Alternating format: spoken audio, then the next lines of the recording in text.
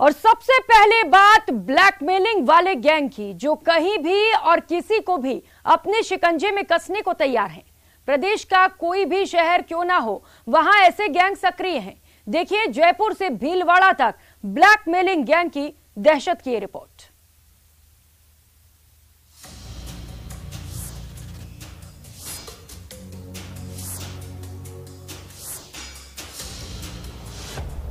Honey trap gang का बढ़ता खौफ। राजस्थान में सक्रिय है ब्लैकमेलिंग गैंग। महिला जज तक बनी शिकार। राजस्थान में ब्लैकमेलिंग का धंधा खूब फल फूल रहा है। हाल ही में पुलिस ने भीलवाड़ा में एक बड़े हनी ट्रैप गिरोह का पर्दाफाश करते हुए 3 महिलाओं सहित 5 लोगों को गिरफ्तार किया है। इस गिरोह ने ऐसी 1 दर्जन वारदातों की बात कबूल की है। तो ब्लैकमेलर को ना तो पुलिस का खौफ है, ना न्यायपालिका का डर, क्योंकि राजधानी जयपुर में एक महिला जज में थाने में ब्लैकमेल किए जाने को लेकर शिकायत भी दर्ज कराई है।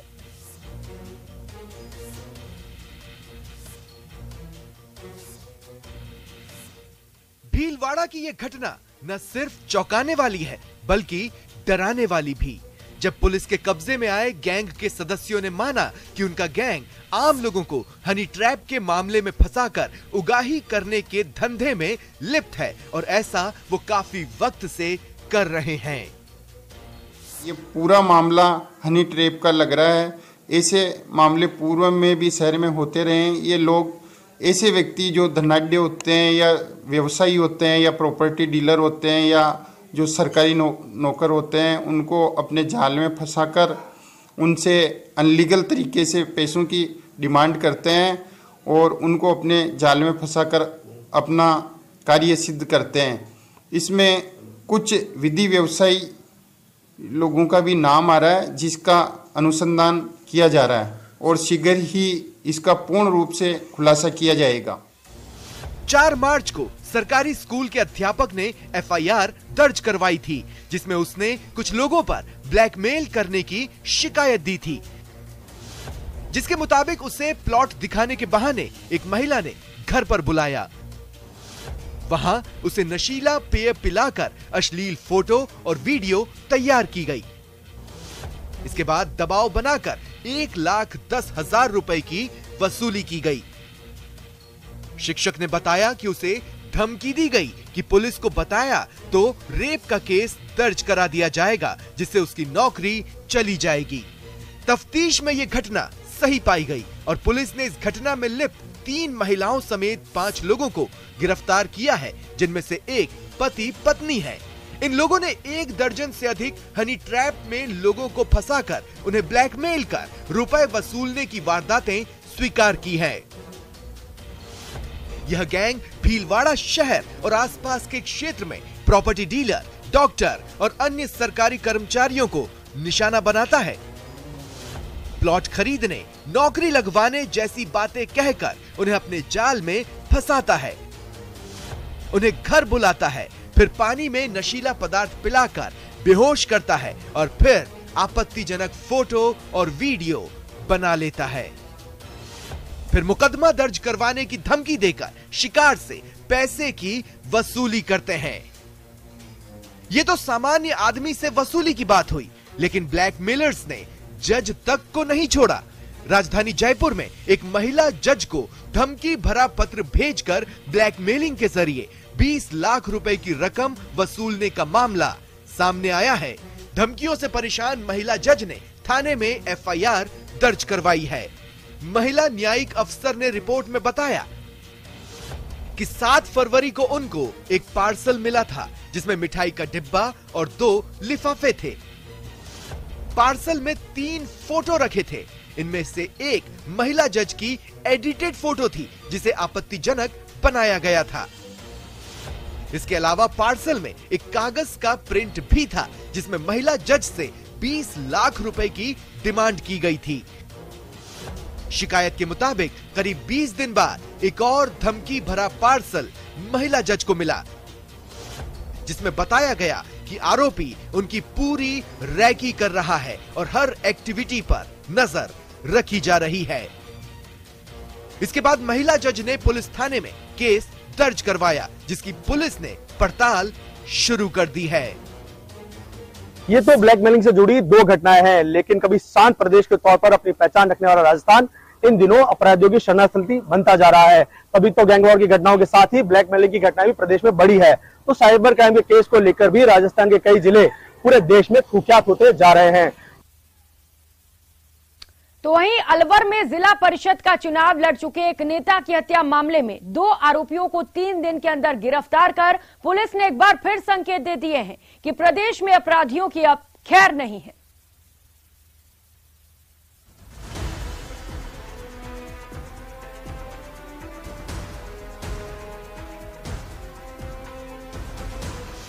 राजस्थान पुलिस का एनकाउंटर संदेश।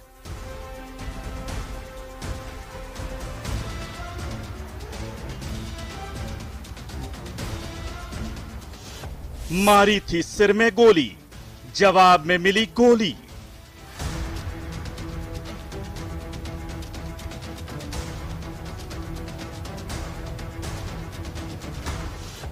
बहरोड़ कांड के 2 आरोपियों का एनकाउंटर। मुन्ना खोरी नाम के व्यक्ति की अजय खोरी और रवि बुचिया करके जो है उन्होंने उसकी गोली मार के हत्या कर दी थी। सिर में 6 राउंड फायर किए थे और उसी के ऊपर तब से ही मैंने बहरोड़ में कैंप किया हुआ था और हमारी बहुत सारी टीमें इसमें लगी हुई थी। राजस्थान में अपराधियों को पुलिस ने एक बार फिर सख्त संदेश दिया है। अलवर के बहरोड़ में होली के एन पहले संजय यादव उर्फ मन्ना खोरी के हत्यारों को मुठभेड़ में गिरफ्तार कर लिया गया। इस केस में मुख्य आरोपी अजय और उसके सहयोगी रवि बेगपुर को भिवाड़ी के ग्रामीण इलाकों में गिरफ्तार किया गया। गिरफ्तार आरोपी को पैरों में गोली लगी है। इस एनकाउंटर में बहरोड़ एसएचओ के पेट में गोली लगी, लेकिन बुलेट प्रूफ जैकेट में उसकी जान बच गई। हत्या के बाद आरोपी हरियाणा भाग गए थे। रात को हमारे पास मुखबिर ने एक स्पेसिफिक हिंट दिया हमारे को कि मतलब रेवाड़ी से मुलजिम जो है वो इस साइड आ रहा है बहरोड़ की तरफ, जिसके ऊपर जो थानाधिकारी हैं बहरोड़ वीरेंद्र पाल, इनकी जो टीम थी उस एरिया में हमारी लगी हुई थी। पुलिस का ये एक्शन 7 मार्च को अलवर के बहरोड़ में हुई एक हत्या को लेकर था, जिसमें पुरानी दुश्मनी को लेकर खोरी गांव के एक मंदिर में संजय यादव और मुन्ना खोरी की हत्या कर दी गई थी। अपराधियों ने हत्या के बाद फेसबुक पर वीडियो संदेश देकर न सिर्फ हत्या की जिम्मेदारी ली थी, बल्कि खुलेआम पुलिस प्रशासन को चुनौती भी दी थी। 3 दिनों के अंदर बहरोड़ कांड के अपराधियों का हिसाब कर दिया गया। बसई खोर जो एरिया पड़ता है उसके आसपास इसको इंटरसेप्ट किया, इसको रोकने की कोशिश की, गाड़ी आगे लगाई, ये बाइक से स्लिप होकर गिरा और फिर इसने हमारी गाड़ी पे फायर किए। एक फायर हमारी गाड़ी पे लगा है, दूसरा टचवुड की जो हमारे अधिकारी थे उन्होंने बीपी जैकेट पहना हुआ था, बिल्कुल उनके पेट के सेंटर में फायर हुआ। फिर उन्होंने जवाबी फायरिंग में इसके टांग में गोली लगी है, इसको अरेस्ट किया गया। संजय हत्याकांड के आरोपियों को पकड़ने के लिए 3 टीम का गठन किया गया था। पुलिस को मुखबिरों से सूचना मिली थी कि आरोपी अजय और रवि बाइक पर हरियाणा के रेवाड़ी से बहरोड़ की तरफ आ रहे हैं। पुलिस ने बहरोड़ थाना इलाके के गांव निभोर से बसई खोर के बीच रास्ते पर नाकाबंदी कर दी। इस दौरान आरोपी अजय खोरी अकेला बाइक पर आता नजर आया। पुलिस से घिरा देखकर उसने अपनी पिस्टल से पुलिस पर फायरिंग कर दी। अजय की गोली टीम की अगुवाई कर रहे एसएचओ को लगी, लेकिन बुलेट प्रूफ जैकेट होने के कारण एसएचओ की जान बच गई।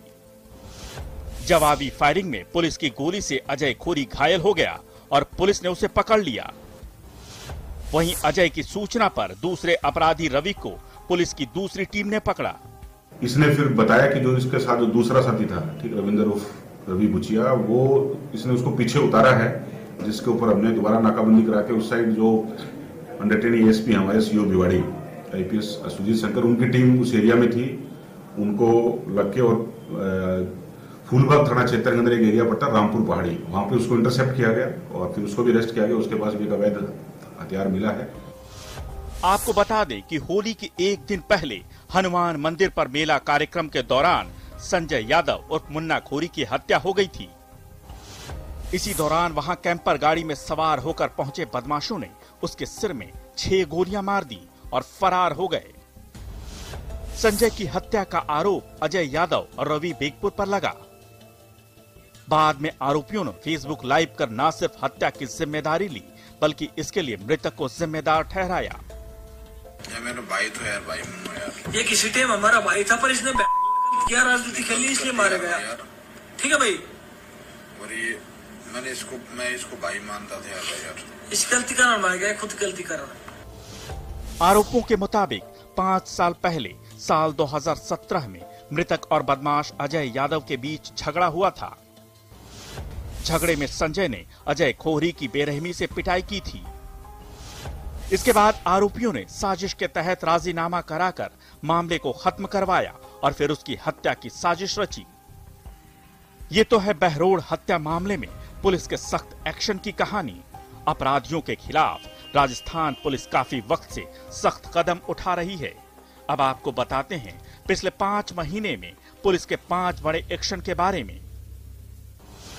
13 अक्टूबर 2022 जोधपुर में जानलेवा हमला केस में फरार लवली कंडारा के साथ रातानाडा थाना पुलिस की मुठभेड़ हुई। इसमें लवली कंडारा ने पीछा कर रही पुलिस पर गोलियां चलाई। जवाबी कार्रवाई में लवली कंडारा को पुलिस ने कब्जे में लिया।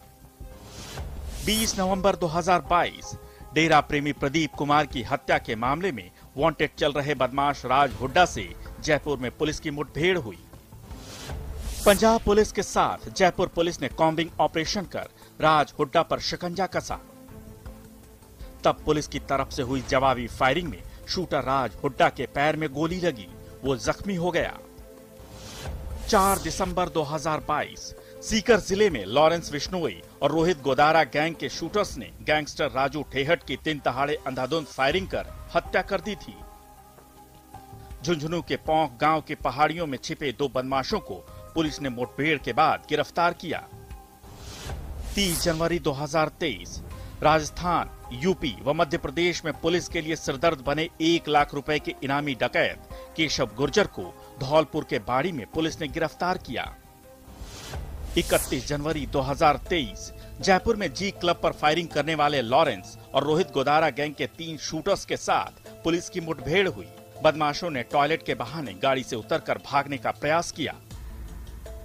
पुलिस के हथियार छीनकर फायरिंग की। इसमें पुलिस की जवाबी फायरिंग में 3 शूटर्स के पैरों में गोली लगी, वो पकड़े गए। पिछले साल सीकर जिले में राजू ठेठ की हत्या कर अपराधियों ने पुलिस को खुली चुनौती दी थी और उसी चुनौती को राजस्थान पुलिस ने स्वीकार करते हुए एनकाउंटर कर हरियाणा से आए राजू ठेठ के हत्यारों को गिरफ्तार किया था और तभी से पुलिस कई बार ऐसी सख्ती दिखा चुकी है। पिछले 5 महीने में राजस्थान पुलिस ने 10 एनकाउंटर कर अपराधियों को संदेश दे दिया है कि अब राजस्थान में अपराधियों की खैर नहीं। बहरोड कांड के अपराधियों ने भी हत्या के बाद फेसबुक लाइव कर खुलेआम पुलिस प्रशासन को चुनौती दी थी। कैमरा पर्सन अविनाश शर्मा के साथ राकेश शर्मा, न्यूज 18 राजस्थान, जयपुर। सांसद किरोड़ी लाल मीणा से बदसलूकी के विरोध में बीजेपी ने जयपुर में प्रदर्शन किया। उधर वीरांगनाओं की मांगे अब तक पूरी नहीं हुई। मामले में सियासत भी लगातार जारी है। आप देख सकते हैं न्यूज 18 राजस्थान पर एक्सक्लूसिव तस्वीर किस प्रकार से तोड़फोड़ जो है वो की जा रही है। पुलिस की तोड़फोड़, देखिए कई शीशों पर तोड़फोड़ जो है वो की जा रही है। पुलिस के वाहनों पर तोड़फोड़, देखिए हंगामा तोड़ दिया गया है और आगे बीजेपी के कार्यकर्ता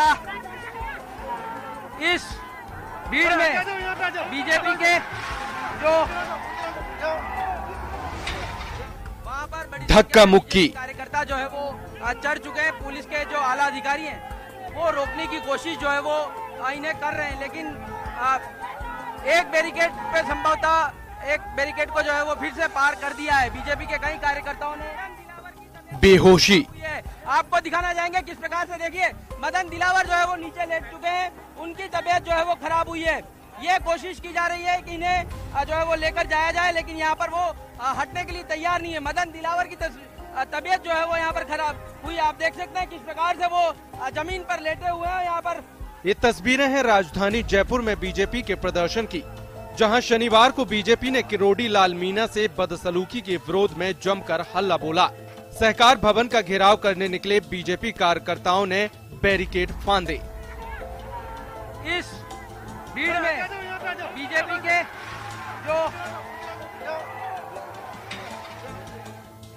कूच के दौरान पत्थरबाजी की।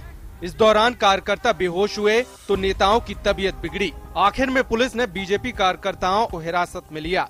सरकार की नीयत नहीं थी। सरकार की नीयत ठीक होती तो वो समाधान की दिशा में बात करती। उनके बयानबाजी, उनके मंत्री सियासी बयानबाजी कर रहे हैं, खुद मुख्यमंत्री सियासी बयानबाजी कर रहे हैं। इस मामले में जो शहीद की अंत्येष्टि के वक्त जो लोग मौजूद थे, इनके मंत्री, ये खुद सरकार स्वीकार करती है कि जो सहूलियत दी जानी चाहिए थी, जिस तरीके से काम करना चाहिए था, 60% काम उन बातों पर नहीं हुआ। जिस प्रकार की अभद्रता से पुलिस पर पेश आ रही है, हम लोगों ने अपने आप को गिरफ्तारी के लिए प्रस्तुत किया है और निश्चित तौर पर इस गिरफ्तारी जो आज यहाँ हो रही है, ये राजस्थान में और जगह भी हो रही है और हम इसका पूरा विरोध करेंगे। वीरांगनाओं का अपमान किया है, डॉक्टर किरोड़ी लाल जी मीणा पर प्रहार किया है, हमारी सांसद रंजीता कोहली पर हाथ उठाया है, ये बिल्कुल ठीक नहीं है। पिछले 2 सप्ताह से लगातार वीरांगनाएं राजस्थान की राजधानी जयपुर के अंदर अपनी मांगों को मनवाने के लिए धरने पर बैठी रही।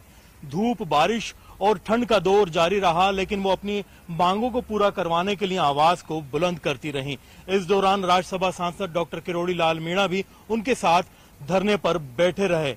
इस दौरान जमकर के राजनीति भी देखने को मिली। हालांकि धरना खत्म हुआ, लेकिन ये जो मांगे हैं कहीं न कहीं सियासत और राजनीति के बीच में उलझी हुई हैं। उधर शुक्रवार को हुई घटना के बाद किरोड़ी लाल मीणा एसएमएस अस्पताल में भर्ती हुए। उनसे मिलने प्रताप सिंह खाचरियावास भी पहुंचे। उन्होंने क्या कहा, सुनिए। मेरी जिम्मेदारी बनती है, मैं जयपुर का बेटा हूँ, जयपुर से एमएलए हूँ, मिनिस्टर हूँ, और मेरे खास हैं। जब से मैं पढ़ता हूँ, स्कूल टाइम से मैं उनको देख रहा हूँ, जब साइकिल पे जाता तब से मेरी जिम्मेदारी है कि डॉक्टर साहब यदि हॉस्पिटल भर्ती है तो मैं उनसे मिलने आऊँ। इसीलिए मैं उनसे मिलने आया और मुझे अच्छा लगा। डॉक्टर साहब ने आज बहुत बड़ी बात कही कि किसी भी आंदोलन में हिंसा नहीं होनी चाहिए। वो कहते हैं, मुझे कहा उन्होंने कि आज बच्चों पे, नौजवानों पे कल को कोई लग जाए, किसी के केस लग जाए, कर जाए, उसका दुख मुझे बहुत होता है। ये तो रहा आज का सियासी घटनाक्रम। अब आपको बताते हैं इस पूरे घटनाक्रम की पूरी कहानी। करीब 2 सप्ताह पहले वीरांगनाओं ने अपनी मांगों को लेकर राजधानी में धरना प्रदर्शन शुरू किया। विधानसभा पर धरना दिया, जहां से पुलिस ने इन्हें हटा दिया। उन्होंने सीएमआर की ओर जाने का प्रयास किया तो पुलिस ने इन्हें रोक दिया और उन्हें शहीद स्मारक पर छोड़ दिया। इस दौरान वीरांगनाओं ने आरोप लगाया कि पुलिस ने उनके साथ मारपीट की। राज्यसभा सांसद डॉक्टर किरोड़ी लाल मीणा भी धरने में शामिल हुए। 6 फरवरी को कांग्रेस नेता सचिन पायलट ने वीरांगनाओं से मुलाकात की। इसके बाद वीरांगनाएं पायलट के आवास के बाहर ही धरने पर बैठ गयीं और सोनिया प्रियंका से मिलवाने की मांग की। इसको लेकर पायलट ने सीएम को पत्र भी लिखा। 7 मार्च को मंत्री प्रताप सिंह खाचरियावास और शकुंतला रावत ने वीरांगनाओं से बातचीत की, जो बेनतीजा रही। पर हमारे को लिखित में चाहिए 400 लगे माना भरत लाल मीणा को और सरोज को हमारे सामने सस्पेंड हो, बोले मान 2 दिन और लग जाऊंगे। चाहे 2 दिन और लगे। हाँ, 2 दिन बैठे रहेंगे। आपकी मांग को लेकर क्या रहा?